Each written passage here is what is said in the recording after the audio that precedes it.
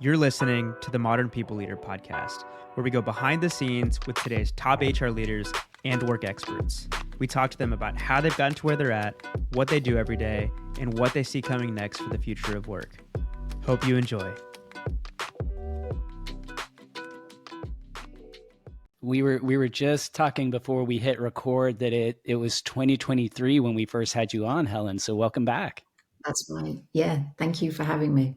It's this weird feeling of, there being a lot of continued challenges. It's like some of the same, but then there's a whole lot of different as well that's happened in the last 2 years. So I'm really excited about digging in to what's going on. One of the changes, you're at a new organization. You're now the chief people officer at HubSpot. So that is something that we want to talk a lot about as well. The last time that we had you on, we talked a lot about your career path, from PE teacher dreams to eventually leading people at Rivian. They grew from 700 employees to 15,000 during your tenure there. So catch us up. You're at HubSpot, as I mentioned. What else is new since we last had you on the show? Yeah, so I hit my HubSpot anniversary yesterday, believe it or not. So I started HubSpot on the 24th of June, 2024, and here we are, 25th of June. Do you want me to say the dates, by the way? Am I spoiling it by saying dates? Not at all. Yeah. Okay. Give us dates. So 25th of June, 2025. So yeah, exactly a year and a day from my anniversary. And yeah, it's been a wild ride because, of course, I was coming into HubSpot at the time that, we were seeing all of these next releases coming with all of the LLMs. And suddenly the pace of disruption just was so exponential that I feel like I've just been in another ride of a lifetime trying to keep pace and having this level of healthy paranoia that I'm just not reading enough, listening to enough things, and consuming we're feeling enough it too. Oh, it's like you never feel like you're doing enough. And so that feeling, I don't know if I've ever had that feeling quite as pronounced as I have it right now, which you would think that by this time in your career, you're kicking back a little bit, but the complete opposite. Yeah, no, we're definitely. I feel like that, and it's just a 4-person business over here at the Modern People Leader. It's like, like we could be doing it this way. Like I just learned about, we've been talking a lot about like vibe coding. It's like, okay, now I need to figure that out. Before that, it was like, how do we build out agents? Before that, it was like, how do we figure out ChatGPT?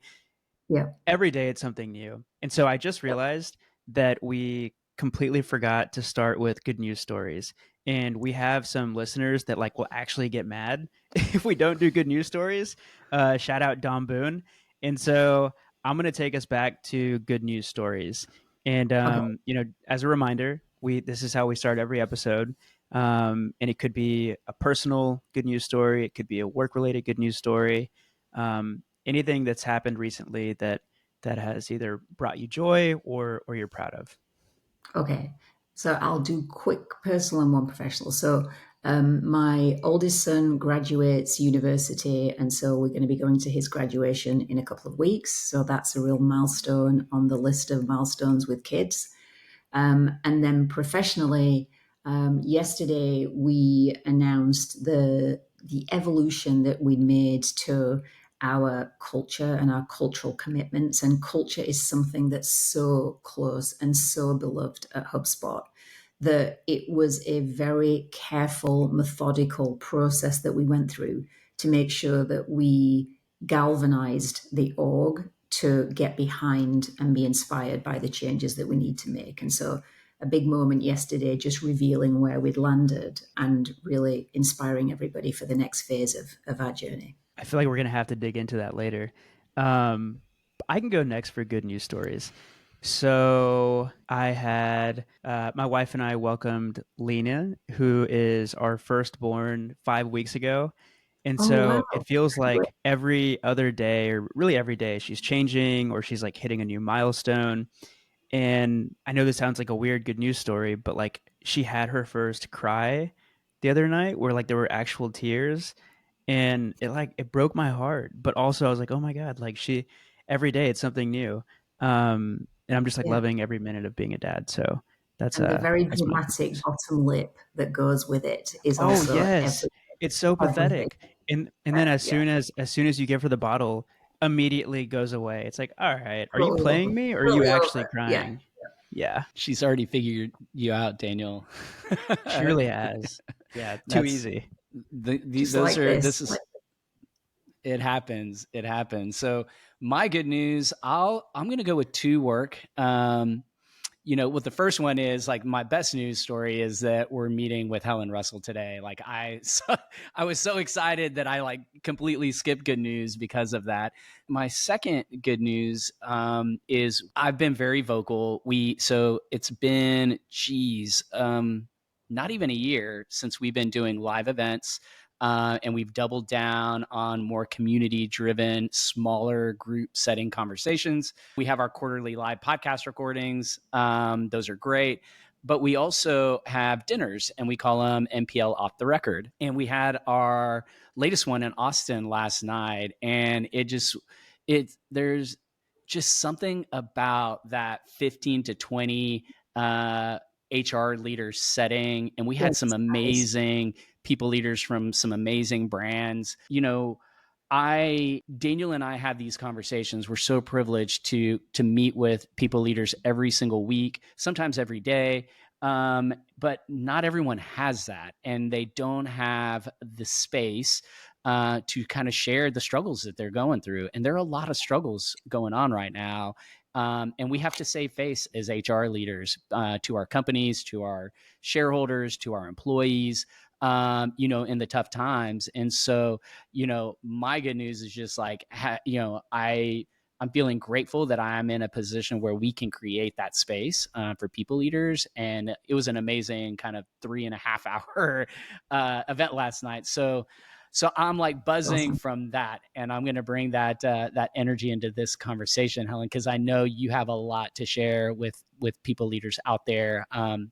And as we were talking, a lot has changed in the last 2 years, and times are interesting today. But Yeah. before we get into that, you already got us up on what you've been up to. I feel like HubSpot is a bigger, well-known brand out there, but for our listeners who aren't familiar with what you do, can you give like a 20-30 second rundown, like what's the elevator pitch on HubSpot's business today, and your focus as CPO?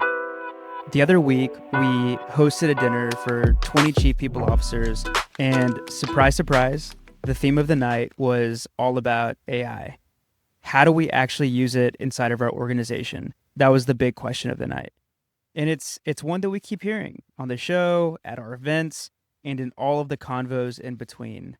It feels like for every function in HR, AI is both a friction point and a lifeline. Some orgs are just starting to experiment, while others are already redesigning how they work, with tools like Synthesia becoming part of their everyday workflows. And by the way, if you haven't heard of Synthesia, they are an AI video platform that I've been describing as Loom meets Canva. You just type your script, pick an AI presenter, and boom, you've got a training video in minutes. No cameras, no editing software, and no need to bug your creative team. And it's not just training.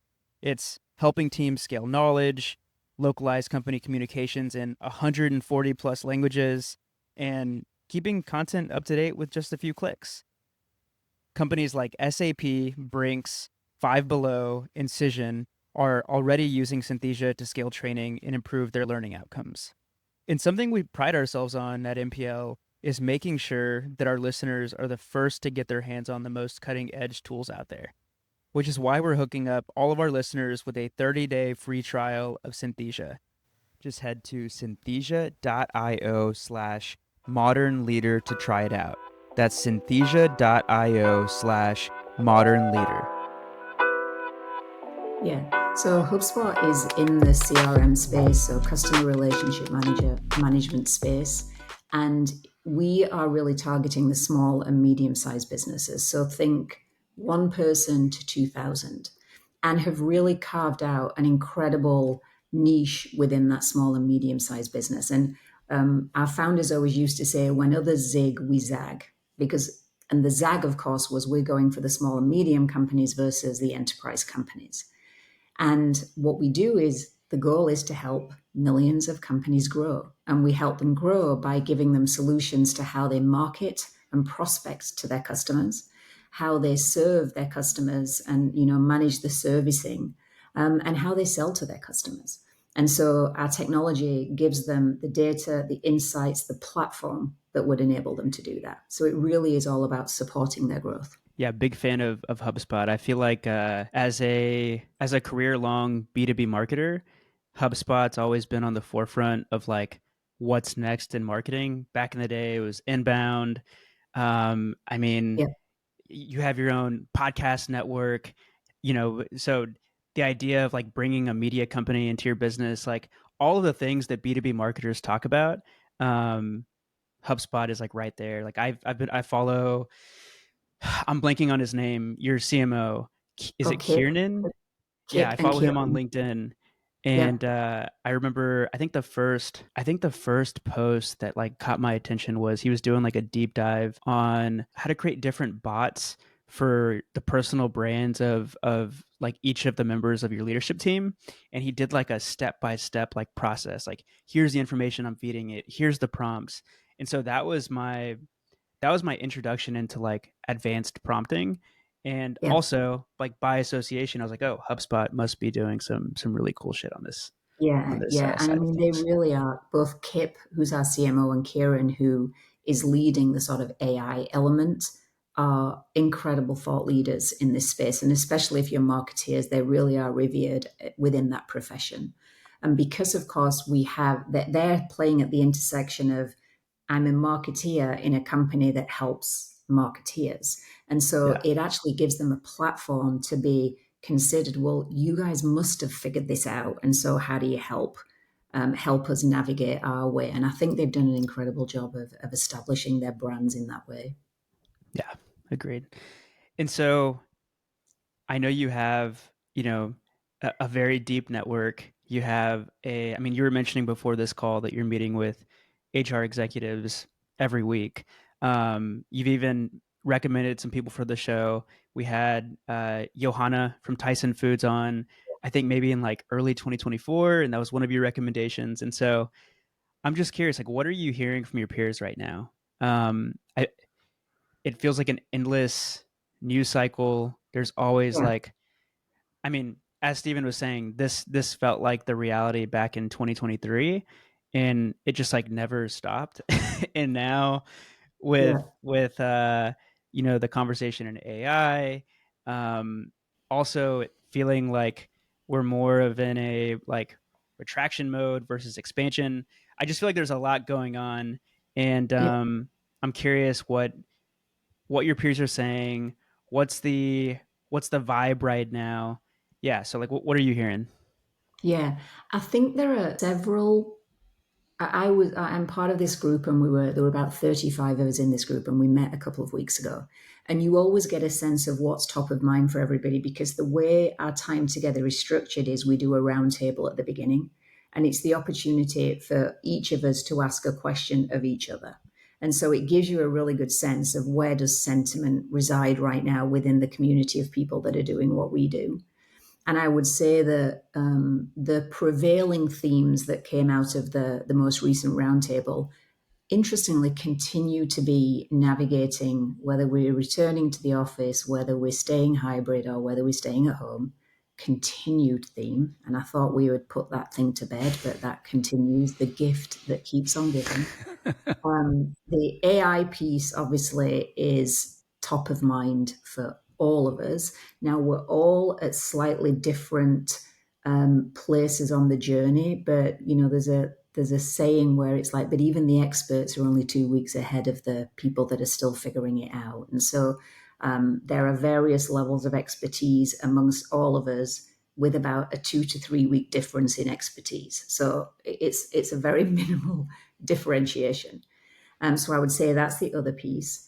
I think, especially in the US, legislation and changes and sentiment that's that's out right now is making the world of belonging, DEI, ever more challenging. And so how do we navigate that? That also continues to come up. And then ultimately, I think, what does that mean from a management leadership perspective? And is the role of manager becoming an almost undoable job? Like, how do you, with all of the disruption that's going on, how do you equip leaders and managers to navigate already a world that was challenging? And so I think they would be the themes that were coming up consistently. And again, all consistent with what I would be talking about and thinking about on a regular basis. It's so interesting to hear you say this on the back of an HR dinner that we had with, I think our final count was 18 last night. And, you know, we approach these dinners very much like these podcast conversations. And so we have prompts, and I think the prompt was like, what is the biggest, talent challenge that you're facing right now? And in my segment of the table, we talked, some of the highlights were like engagement is seriously down. Yep. The level as measured by pulse or survey scores, as measured by, the passive data that's being tracked in terms of how people are engaging with systems, the ability to create positive cultural experiences continue to be are also down or hampered. And so it's like this and I guess the underlying part of that we dug into last night was, again, the topic of psychological safety. Like people, this is something that was talked a lot about during the COVID years, and then Yep. now there are not a lot of resources for some companies being directed, at least explicitly. Maybe things are being done in different ways now.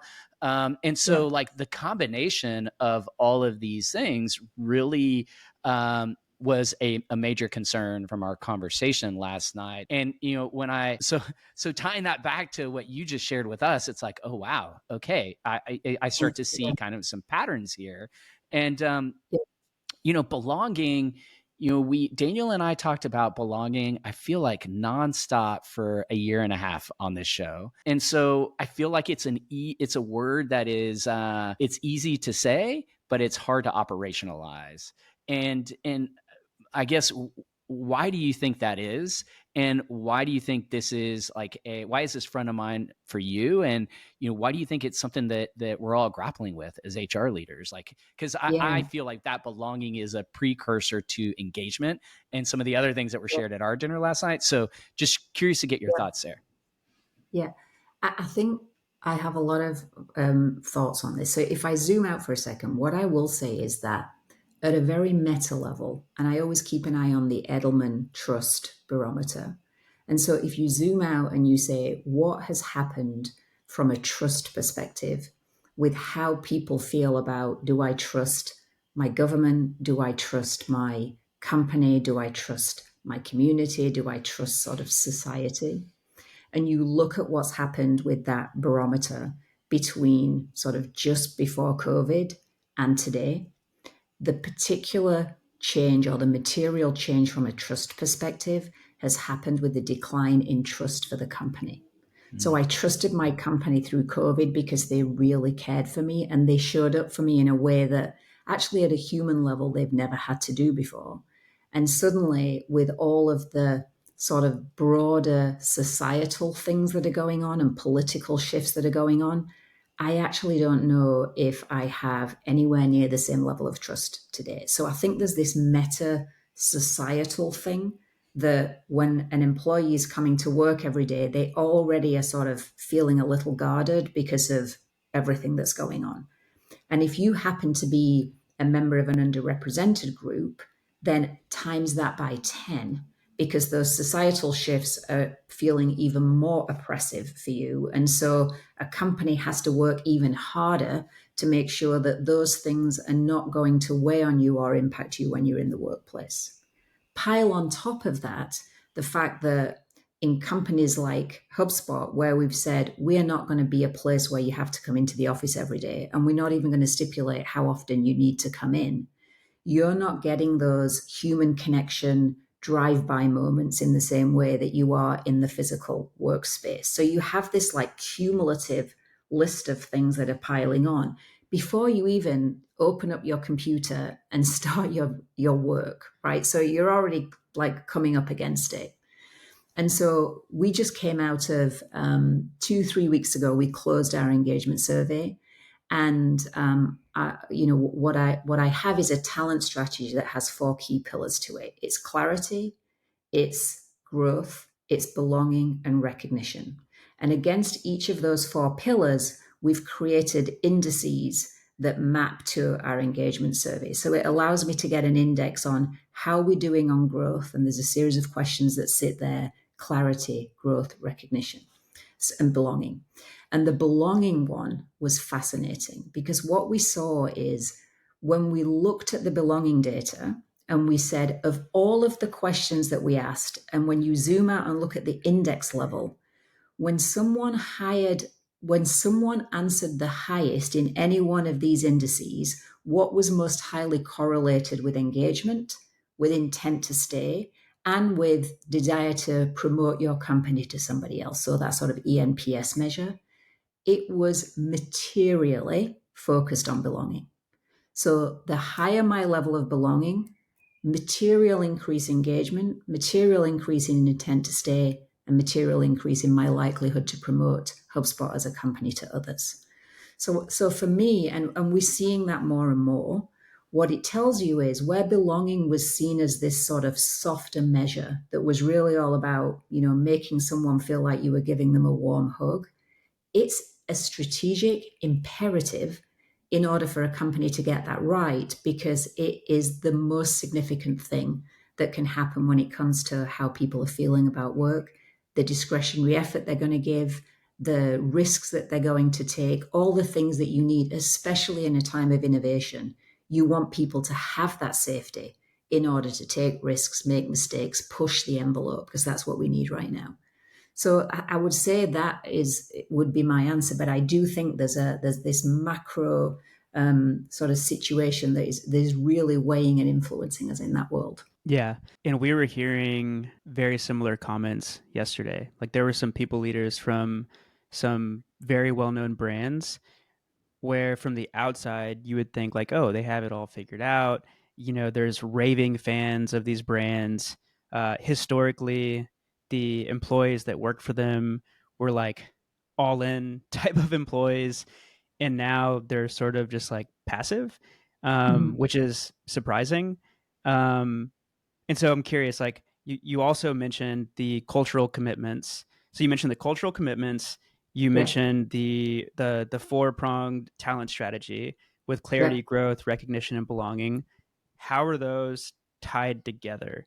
Yeah, I'll just stop there. I'll let you talk. So let me just talk about the cultural commitment in a second, and then it'll be more obvious how we're gluing them together. So we think about from a talent strategy, like these are the things that we're getting after. And then the cultural commitments is this is how we're going to behave every day in order to get after those things. And so the 2 tweaks that we've made to our culture commitment, and if anybody's not read the HubSpot culture code, it is honestly worth reading because it's a brilliant body of work that was orchestrated by Dharmesh, who's one of our founders. And it's this beautiful sort of way of telling a story of what it feels like to work at HubSpot. So what we were trying to do was to distill that from an employee perspective into its simplest form, but also amplify a couple of areas that over time the volume had slightly been turned down. And so when we came out initially with our culture, it spelled heart. So humble, empathetic, adaptable, remarkable, transparent. So a beautiful way of play on of heart. And it's very easy to remember. And so that was really the cornerstone of our culture. Over time, the humility and empathy pieces were amplified, and the adaptability piece was sort of more toned down. And so we use this opportunity to say, if you look at this moment and you step back and you look at the level of disruption that we are facing and that the world is facing, what are the attributes that have to be at the forefront of the types of individuals that are going to thrive here? And therefore, by behaving this way as they thrive and really push, it has this knock-on effect then that if we all behave that way, the culture becomes that. And the things that we wanted to amplify was more urgency, because we are competing with smaller organizations who do not have the scale that we do and therefore can run fast. And we have to bring AI speed to how we're thinking about things. So the speed piece had to be really amplified. So did the adaptability. And again, we're always adapting and change is a constant. But when a company is so beloved, there is an element of lamenting how things used to be. And so we were saying it's still okay to lament the past, but let's more honor the past and really embrace and run more aggressively towards the future. And let's adapt even faster. And that requires more curiosity, more sort of risk taking, more courage to be able to do those things. And so in the commitments, we ended up adding be bold, learn fast was one, and then align, adapt, and go as the other. And we absolutely kept heart, but we had deliver with heart. And our cornerstone one is solve for the customer. So now we have these 4 elements to our culture commitments that just help our employees understand, okay, what does that mean? And again, it's all well and good putting it on a beautiful slide, but that's not how these things become embedded. They become embedded because they show up at every critical moment that matters. They show up with the types of people that we hire. We're interviewing you against these. The way we onboard, how is it showing up in an onboarding perspective? We have AI first as a key element of how we're doing things. You are exposed to AI simulations within the first hour of your onboarding on day one. First hour, because we want to make sure it is very clear what's expected of you. So we really had to revamp and rethink how we onboard. It shows up in check-ins. It shows up in, and you've heard me talk about this before, that the culture is all of this embedding pieces. And so winding these attributes through all of these critical moments is a huge aspect of making this stick and not have it be, we did this big reveal at a company meeting and doesn't this slide look great? And so it's going to feel different. So this is off script, and you've done this with us before, so I'm hopefully this is okay for okay. Stephen. Yeah. So I'm curious, and I keep thinking about the HR leaders sitting at the table last night, sharing we were in this situation, employees are disengaged, there's a perceived lacking of psychological safety. Maybe it's belonging. I'm not quite sure they knew the construct that was the problem.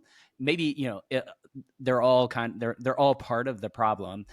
And as I'm listening to you, I hear sense of urgency, a calm sense of urgency, we've got this, but we need to move really fast.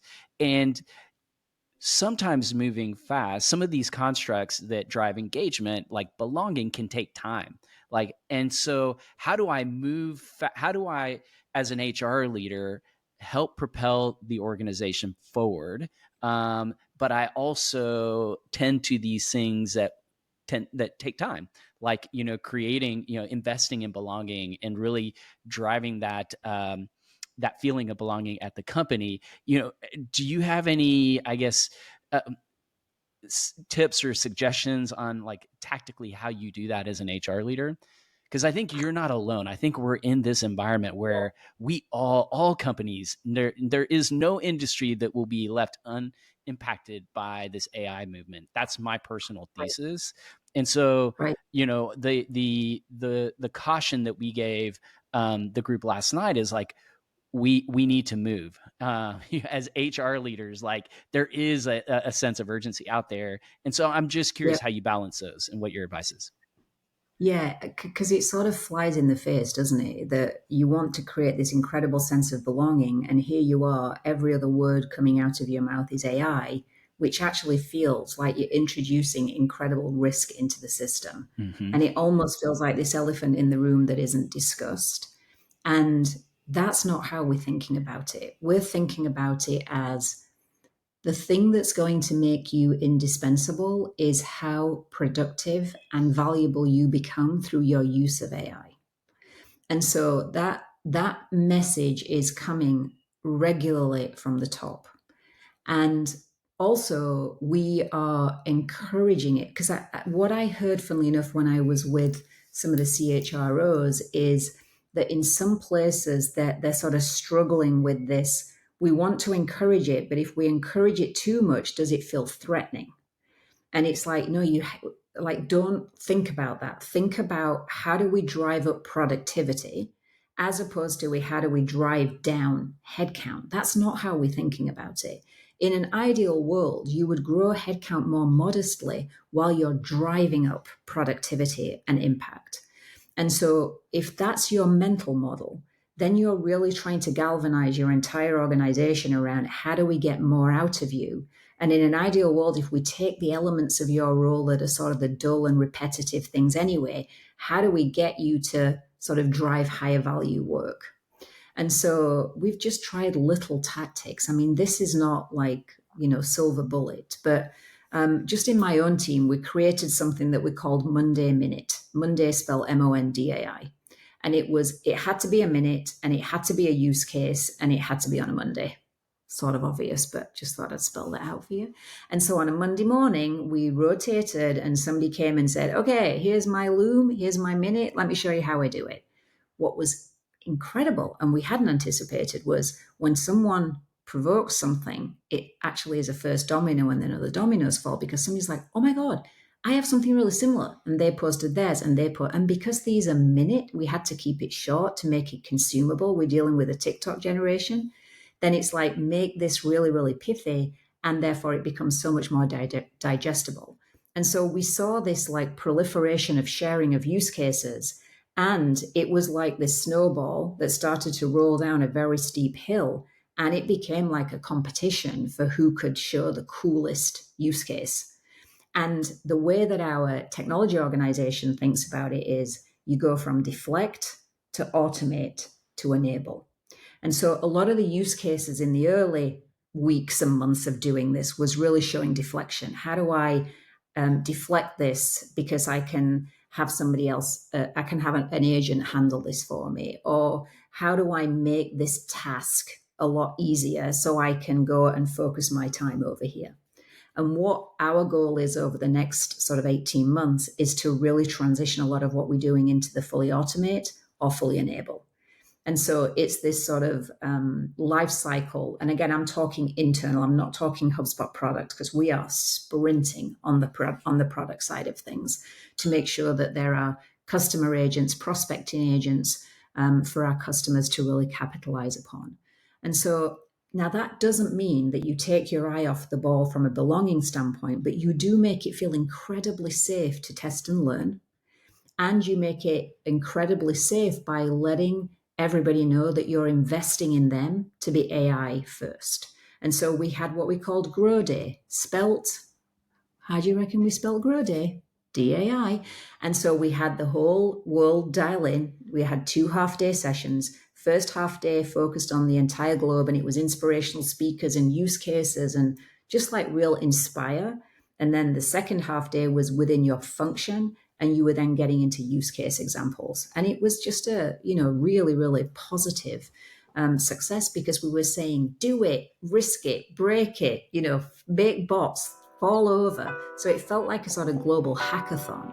And so it created a really safe space for how people work. I got laid off in November 2022, and I just remember having so many mixed emotions. I was sad, I was embarrassed, but I was also relieved. One moment asking my wife if I should quit my job and try to make MPL work, and the next day that decision's being made for me. And I'm lucky. Most people don't have a passion project to fall back on like the MPL. And it's terrifying and confusing trying to navigate your next steps after something like a layoff. And honestly, the outplacement services that were offered to me at the time felt pretty underwhelming. They didn't seem like they'd actually help. And I just remember feeling frustrated and a little bit bummed.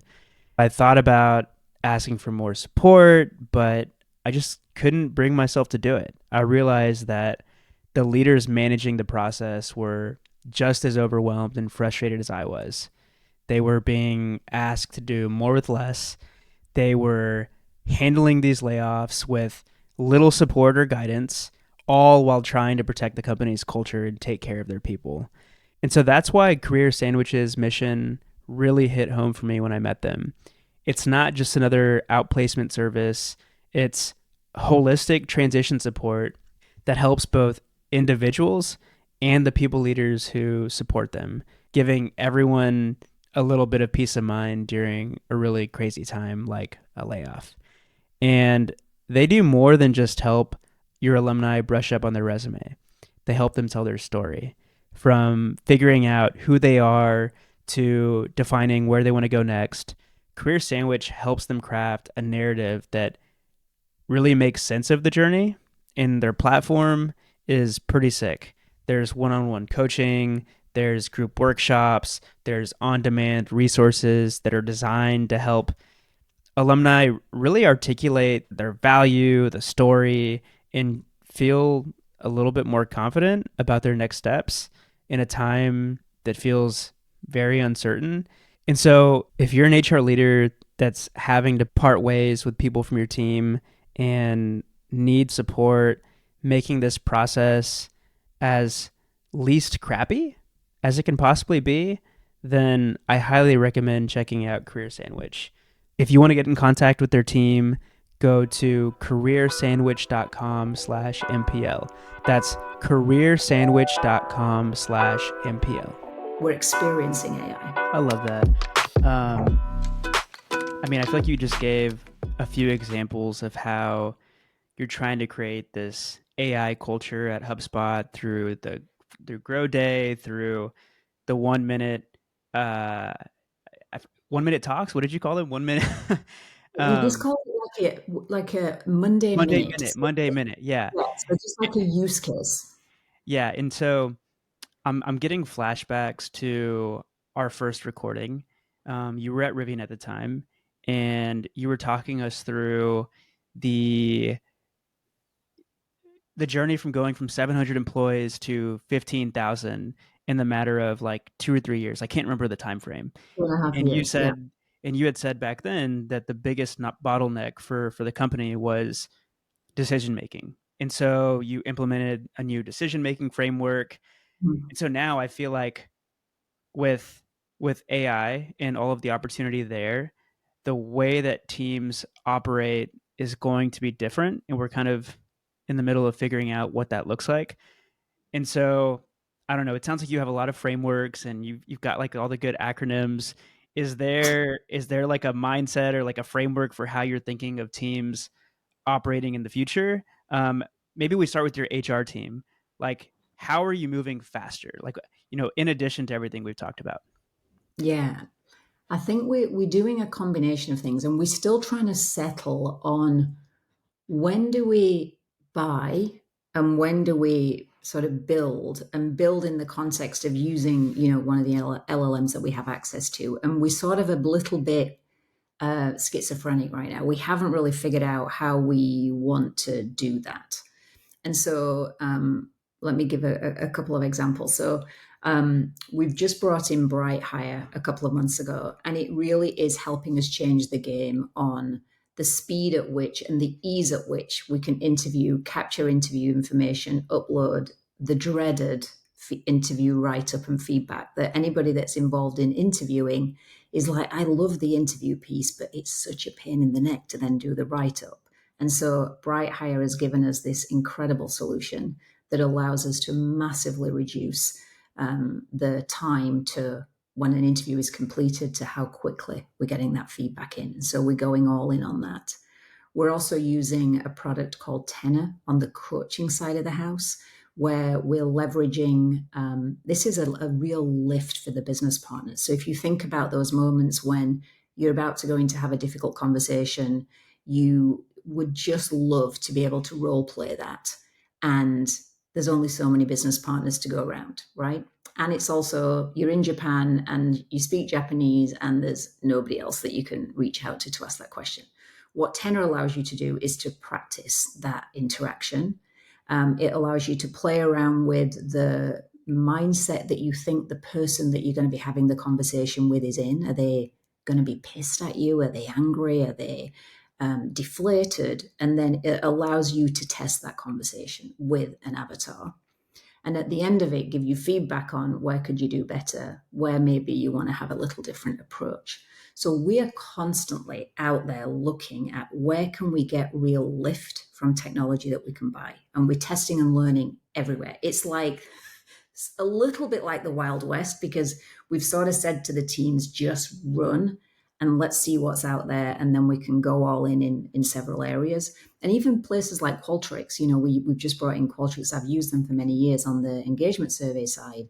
But now with the use of AI, we can get a lot better insights around our qualitative feedback versus just the quantitative really quickly. The dreaded, I've read a million comments and now I'm trying to distill themes. AI is helping and taking all of that pain away, but also turning the feedback and the insights into what am I now going to do and giving you action plans, which again is like most managers sort of stop at the point of I've read my engagement survey, I understand what's going on. And then it's like, now what? So what? And that helps you in that next stage. So we're seeing a lot of tools that help scale my team.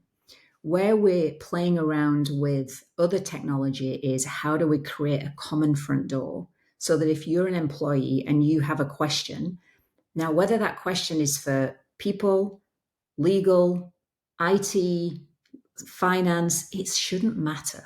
It shouldn't matter. And it used to be that we had all of these separate front doors that you would come at as you were getting sort of a self-serve solution. And maybe there was a chatbot that could help you out. But we can massively uplift how we help our employees and not have them have to navigate the internal company org chart in order to get a simple question answered. So whether it's like, when do I get my expenses paid, or tell me a little bit about parental leave, it shouldn't matter whose answer it is answering that question. We want to create a common front door where you're coming in through a GPT in order to enable you to answer that. So that's another thing that we are looking to solve right now. And also in concert with our product teams, like what are you learning from how we're serving and helping through the HubSpot product? And how can we take learnings from that to think about how we serve our internal customers? So there's just so much going on. I mean, we're sort of like a kid in a sweet shop right now. And so the challenge is going to be, let's try and we sort of went like converge, and now we have to like start diverging to determine what we're going to go for. Oh my God. I feel like a kid in a candy shop because I'm going to fight everything in my being to not jump into a build conversation because as Daniel knows, I picked up vibe coding literally 2 weeks ago. I could not, we kept He's hearing 2 weeks ahead of us. I'm 2 weeks ahead. And I demoed, what I've always been a non-technical founder. You would consider me, originally I was probably a functional founder given my HR background, and all the companies I've built have focused on HR or HR adjacent. Now I'm probably more of a sales-minded founder, a go-to-market founder, but in either case, not technical.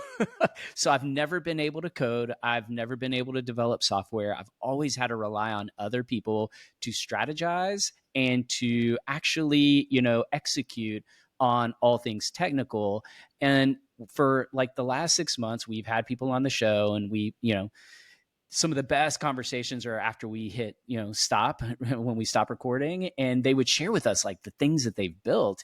So long story short, I chose a very simple tech stack, lovable front end with a Notion content management hub, Supabase AIs, and that's really the tech stack that I've been working on. And I shared some of this last night, and people were I think there are people that are very curious, because the comment I made is any HR person, any person, period, has this superpower now. And Yeah, certainly within HR, we have this superpower, and yet no one is talking about it. And you said something earlier that really struck me, because we talked about it last night, and that is we are all at varying points in this journey, but while I think the word expert and the perception that you're behind is an illusion, because what is unique about this superpower is you can catch up real fast.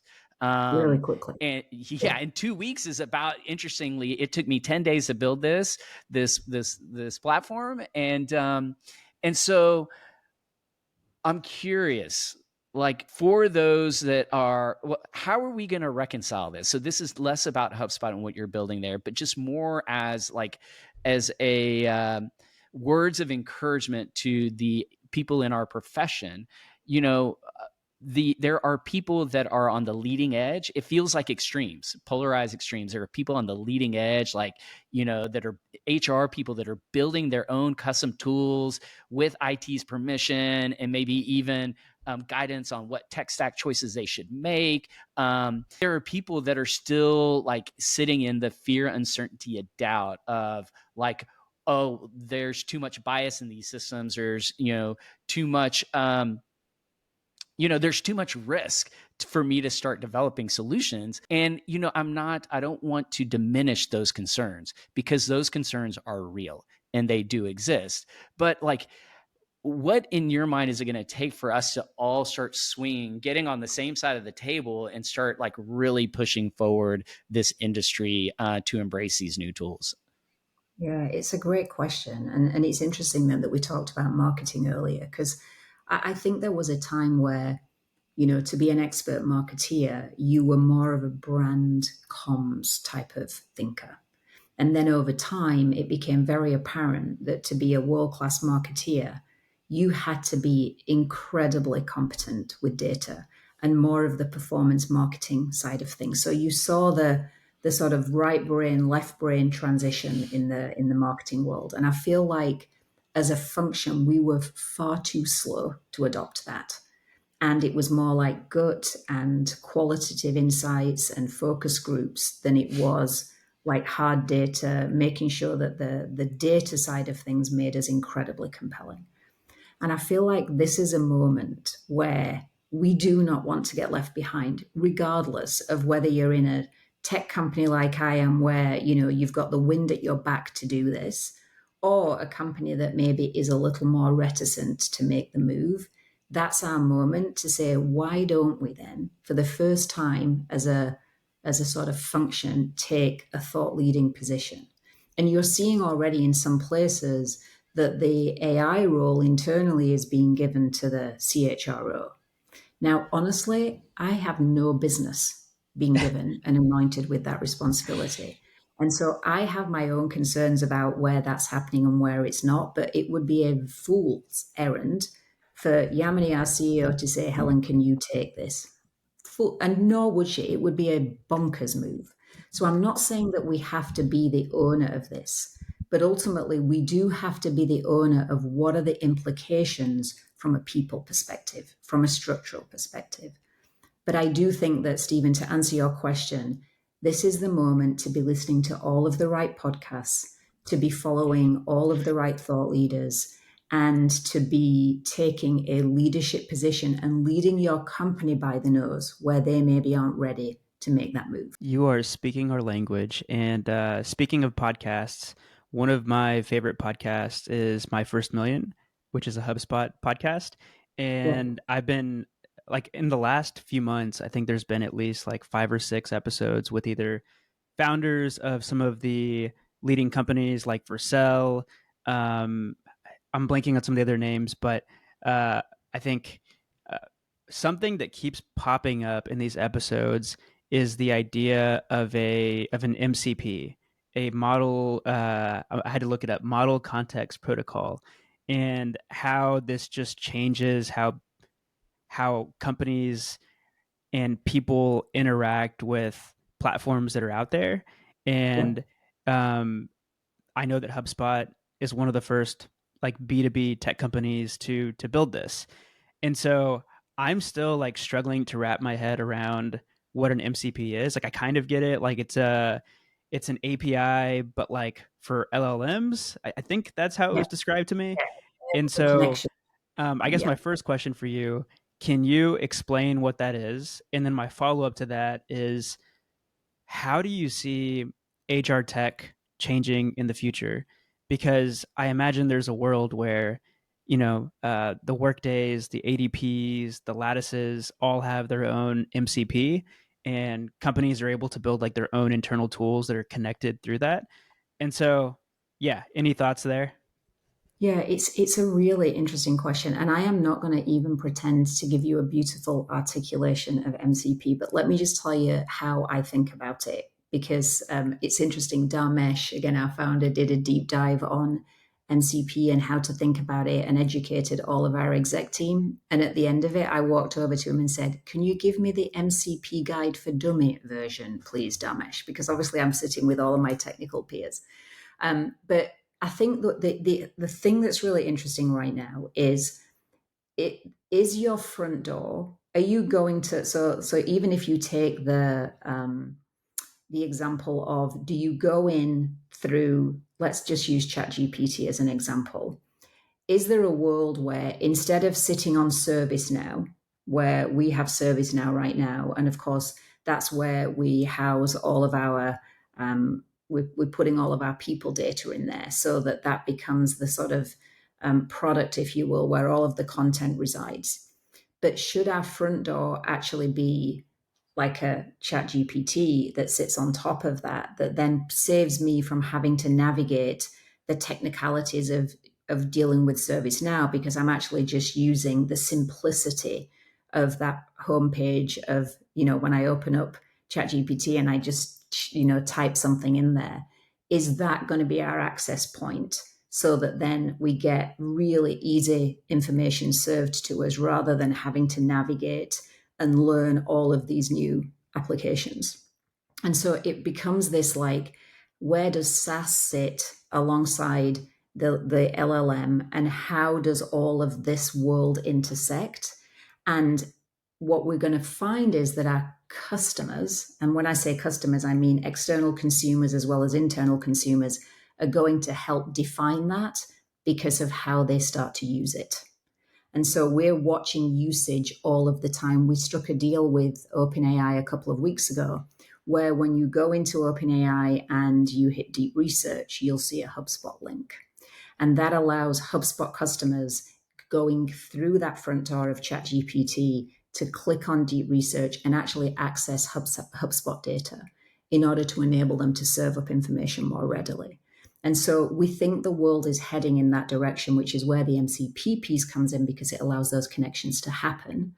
And it allows, from a user standpoint, that experience to feel a little more ubiquitous, irrespective of what platform you're dealing with. Your sort of front door feels more consistent and more relatable and simple and clean.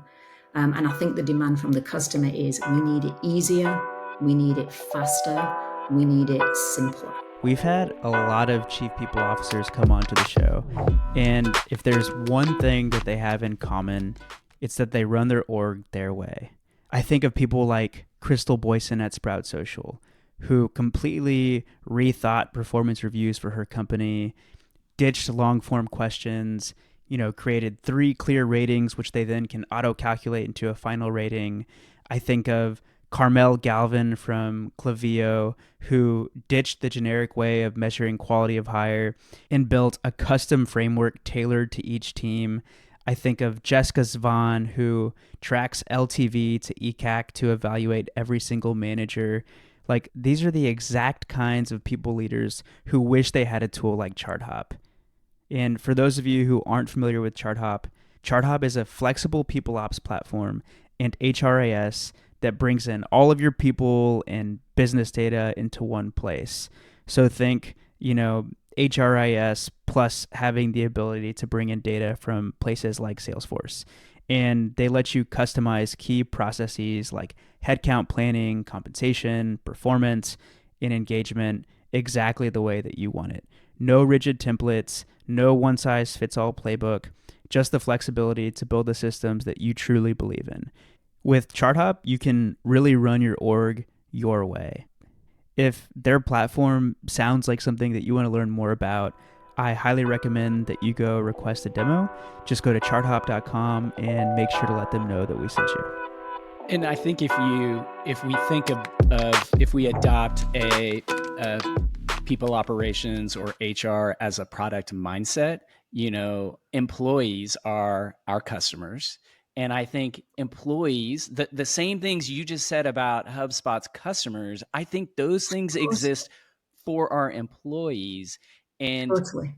and what is so amazing and cool and fun about this conversation, it's like the best articulation of what the future may look like that I've heard. I'll let Daniel speak for himself.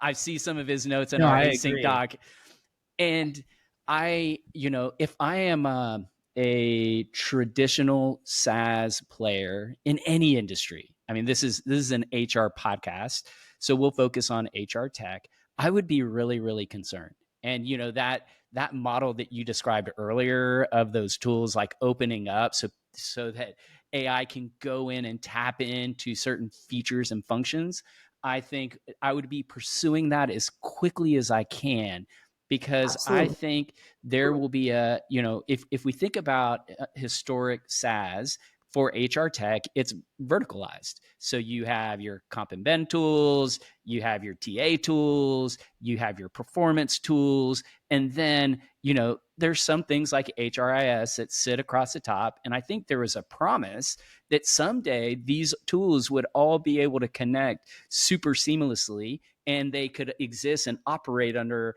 a broader HRIS hub. 9 out of 10 HR leaders that I talk to, or maybe even 10 out of 10.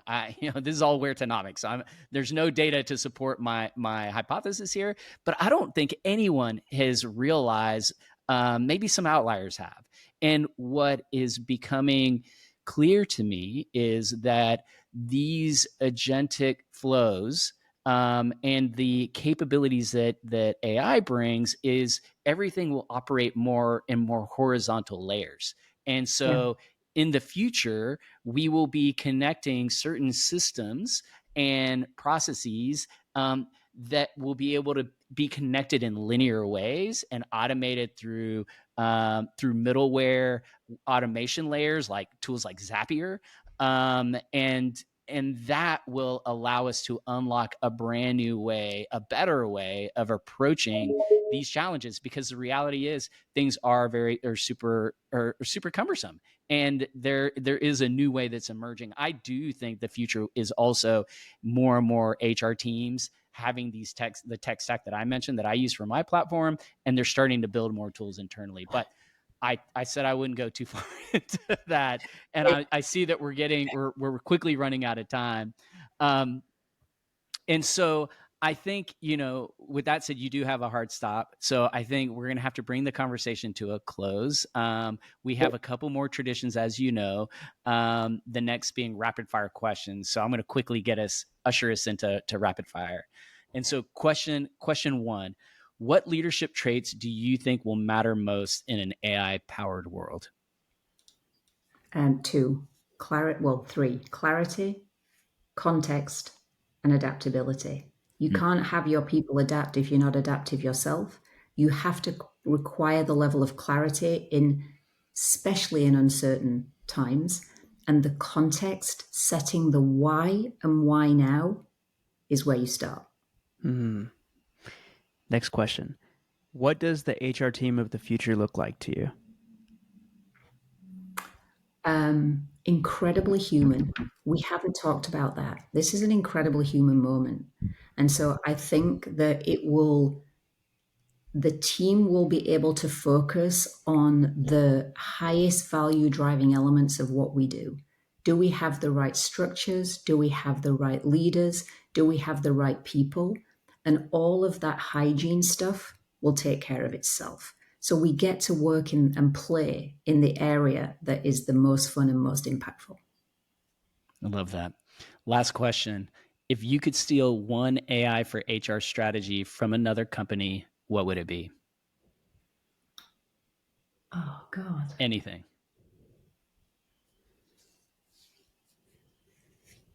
I don't know what it would be, but I have to assume if you're working in any of the LLMs today, there are things that you're doing that we haven't even thought of doing yet. And so I'd just like to be a fly on the wall for a day and come away with a few ideas. We'll have to connect you with some people. There was one person in particular last night that like kind of blew our minds. So, Okay. all right. Okay. And last tradition, one word or phrase close. So we'll all respond with a word or phrase, anything that's coming into our head as we end the episode. Okay. Do you want to go first, Helen? I'm going to steal it from Yamini, and it's something she said, our CEO, at a company meeting a couple of weeks ago. This is a deeply human moment. Stephen? Excited, refreshed. I again, this is the best news of my day was this meeting, this conversation, and I'm leaving excited and refreshed from this conversation. Yeah, I'm going to make it quick. Blown away. That's the best description of MCP that I've heard, because I think the people that I've heard explain it are very technical and didn't give me like the MCP for dummy version. So I really appreciate that. I'm now going to go to Dharmesh and say, did I get it right? So yeah, let's hope he says, yes, you did okay. I think you crushed it. Well, I know you have to jump for an interview and we're 2 minutes over. Yeah. So great having you, Helen. It was great catching up, and I'm sure we're going to do this again. Perfect. Okay. Thanks so much. Thanks. Bye. Thanks for tuning in to another episode of The Modern People Leader. We really, really appreciate it. And if you enjoyed the show, please leave us a 5-star rating. It would mean the world to us. And connect with us on LinkedIn. We want to know what you think about the show, and you can find links to both of our profiles in the show notes. Thanks again for listening, and see you on the next episode.